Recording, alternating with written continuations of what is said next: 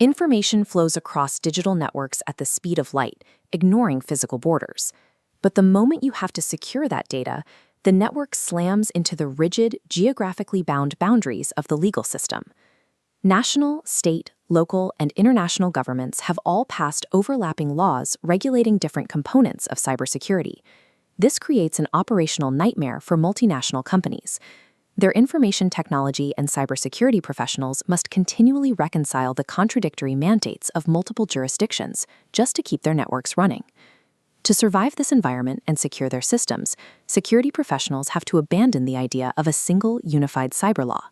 Instead, they need a mental model built on the three foundational pillars of the U.S. legal system. Those pillars are criminal law, civil law, and administrative law. Understanding how these three domains interact is the only way to accurately map an organization's actual liability and its mandatory compliance requirements. The first pillar, criminal law, preserves societal peace. It is enforced directly by the government through law enforcement agencies, and the penalties include the deprivation of civil liberties, such as prison sentences. Early computer crimes were prosecuted using traditional criminal laws, like trespassing. Judges routinely dismiss these cases, finding the application of physical world statutes to digital environments legally insufficient. Congress addressed this gap by passing the Comprehensive Crime Control Act of 1984. The CCCA was the first major piece of U.S. legislation enacted to explicitly penalize computer crime. To avoid infringing on states' rights, the CCCA was highly restrictive. It only protected systems processing classified or financial data, classifying them as narrow federal interest computers. Over the next decade, legislation like the 1986 Computer Fraud and Abuse Act, the CFAA, and the 1996 National Information Infrastructure Protection Act aggressively pushed that boundary outward. Federal jurisdiction expanded to cover any computer system used in interstate or international commerce. This continuous expansion drew heavy criticism. Security and privacy advocates argue the CFAA is now so broad that it potentially criminalizes benign actions. In 2011, federal prosecutors used the CFAA to indict researcher Aaron Swartz for downloading a massive volume of academic papers from the MIT network, interpreting a violation of website terms of service as a federal crime. Swartz died by suicide in 2013. The exact reach of the CFAA was heavily debated until the 2021 Supreme Court case, Van Buren v. United States. The court ruled that a CFAA violation occurs specifically when a user has authorized initial access to a computer system, but then illegally crosses an internal boundary to access restricted lateral files, folders, or databases. The technical boundaries defined in an organization's access control matrix are now a primary focus of criminal cyber law, carrying the same legal weight as external network breaches. The second pillar is civil law. In this domain, the government acts solely as an impartial arbiter between private individuals or organizations. Cases are initiated through lawsuits, and the losing party faces financial penalties rather than prison. As the U.S. shifts toward a service economy, a company's most valuable assets are its intangible intellectual property, or IP. IP refers to creations of the mind, such as inventions, literary works, designs, and symbols used in commerce.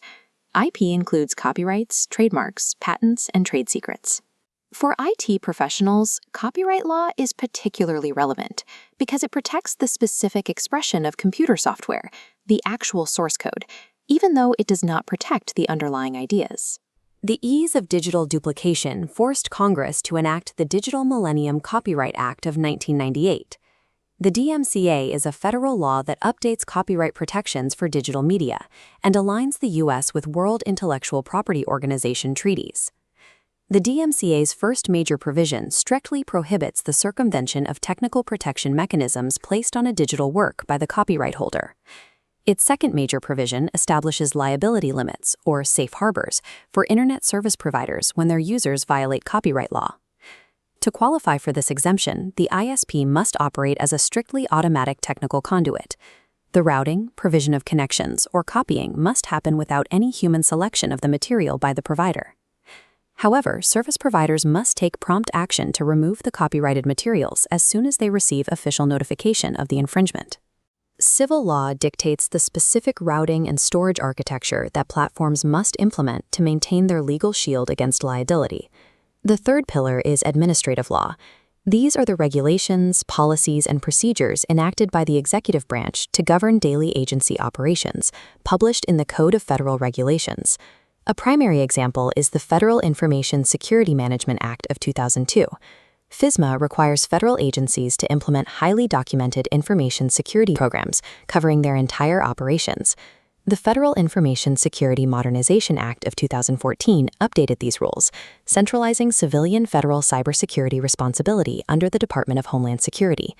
FISMA also contains a critical mandate for the private sector. Government agencies must include the activities of private contractors in their security management programs. The agency responsible for drafting the actual compliance rules is the National Institute of Standards and Technology. NIST is a physical sciences laboratory and non-regulatory agency of the U.S. Department of Commerce.